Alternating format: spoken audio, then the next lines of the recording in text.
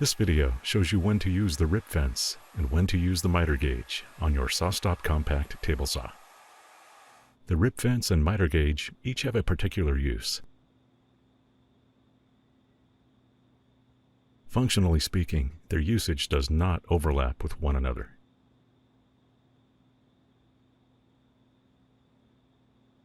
Use the rip fence only for rip cutting, that is, cutting workpieces with the grain, and as parallel with the longer dimension of the workpiece.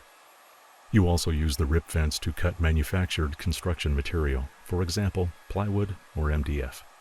Speaking of parallel, use the rip fence only for parallel cuts.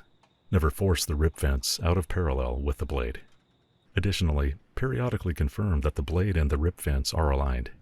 See the blade and rip fence alignment video. Use the miter gauge only for cross-cutting, that is, cutting workpieces across the grain, across the shorter dimension of the workpiece. Use the miter gauge for angled cuts from 90 degrees to 30 degrees and a little beyond if needed. You can make beveled cuts while using either the rip fence or the miter gauge.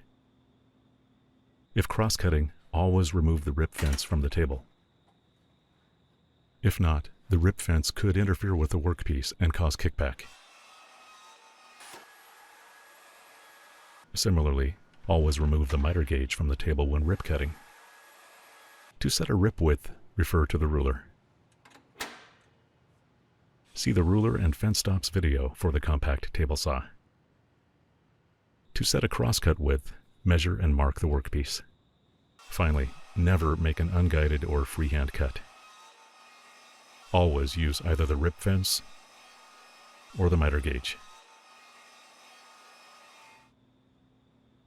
That's it. You have learned the difference in usage between the rip fence and the miter gauge for your SawStop Compact Table Saw. If you have questions, contact SawStop Service.